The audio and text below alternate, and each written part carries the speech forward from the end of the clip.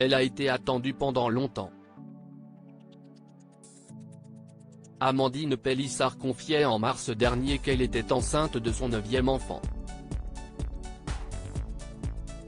Et pour celle qui partage son quotidien avec sa communauté sur les réseaux sociaux, elle avait choisi Instagram et ses 353 000 abonnés pour faire cette annonce. Ce moment de joie s'est accompagné quelques semaines plus tard d'une triste nouvelle, la mère de famille a perdu son père. Un décès qui datait du mois de mars et qu'elle a appris le 3 mai.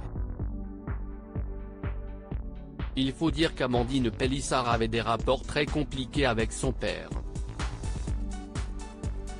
Après quelques jours de pause des réseaux pour gérer son deuil, l'ancienne participante à l'émission de docu-réalité de TF1 Famille Nombreuse, La Vie en XXL a révélé avec son mari, dans un live sur Instagram qu'ils avaient choisi le prénom de leur fille, elle s'appellera Maëna.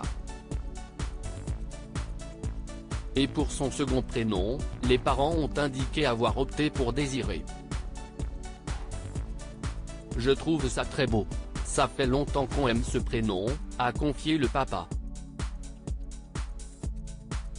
Un prénom plein de sens. Quant à Amandine, elle a expliqué, on pensait ne plus jamais avoir de fille ni d'enfant.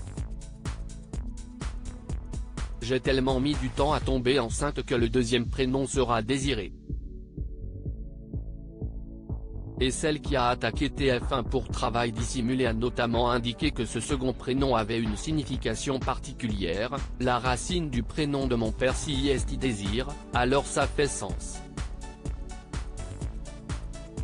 Un hommage très touchant pour celui qu'elle vient de perdre. Dans son message révélant la mort de celui-ci, Amandine Pélissard parlait des regrets, des doutes, de la colère qu'elle éprouvait.